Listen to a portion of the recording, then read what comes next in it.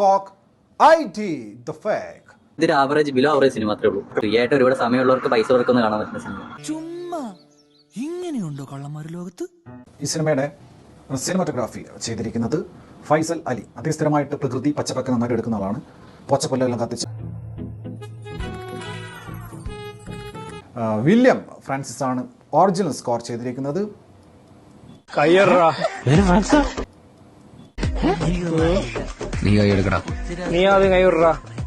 Hacking സ്വാഭാവികമായിട്ടും ഉണ്ടാകും. തുടക്കത്തിൽ തന്നെ എഴുതി കാണിക്കുന്നുണ്ട്. ഹാക്കിംഗ് എന്നൊക്കെ പറഞ്ഞ് എഴുതി കാണിച്ച് ഒരു ഭീകരത സൃഷ്ടിക്കുന്നുണ്ട് സിനിമ. നിനക്ക് സമ്പൂർണ്ണ ലാപ്ടോപ്പ് തന്നെ ഹാക്ക് ചെയ്യണമില്ല. പിന്നെ നമ്മുടെ ധ്യാനിന്റെ സിമ്പിൾ എൻട്രിയാണ്. എല്ലാ സിനിമകളിലെയും പോലെ ധ്യാൻ വരുന്നു, ധ്യാനായിട്ട് തന്നെ ഇരിക്കുന്നു, ധ്യാനിനെ കാണിക്കുന്നു. കഥാപാത്രത്തിന്റെ പേര് മാറി കാണും.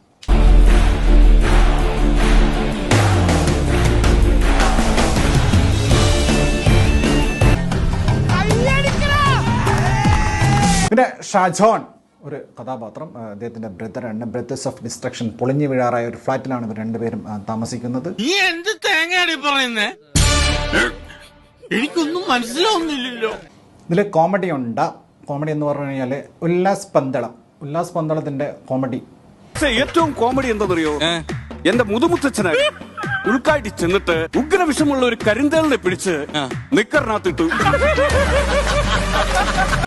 അറിയാലോ, ലെവൽ അറിയാലോ. കോമഡി എന്ന് പറഞ്ഞു കഴിഞ്ഞാൽ ക്ഷീണം കൊണ്ടോ മറ്റോ നിങ്ങൾ ഉറങ്ങിപ്പോയി കഴിഞ്ഞാൽ പിന്നെ നിങ്ങൾ കേട്ട് ഞെട്ടി ഉണരാൻ പോകുന്നത് ഒരു കമ്പി കഥ കേട്ടുകൊണ്ടായിരിക്കും. ചേട്ടൻ ഡ്യൂട്ടിക്ക് പോയി, ഞാനിപ്പോ ഒറ്റയ്ക്കാ.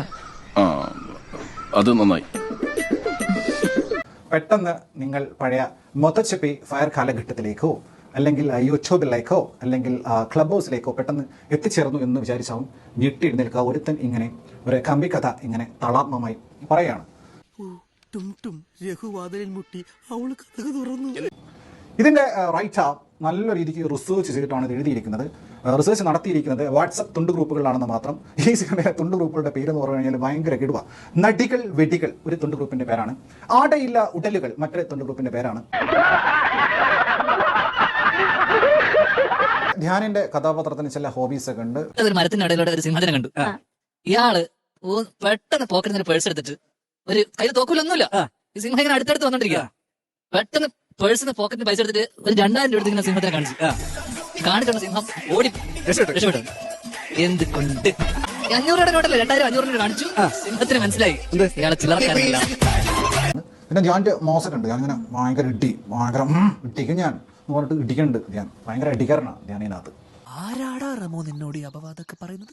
ദേവാസ്ത്രത്തിൽ എഴുതി വെച്ചിട്ടുണ്ട്, ഹിൻഡാഡോ വരെ നിന്നേവത്തെ. ആ സാധനം ചോദിക്കാനുള്ള എന്താഡോ നിന്നേവത്തെ. 20 വർഷം മുൻപേ ഷോർട്ട് ഫിലിമാക്കി ഇറക്കിയാൽ പോലും ഫ്രഷ് അല്ലാത്ത ഒരു സാധനം.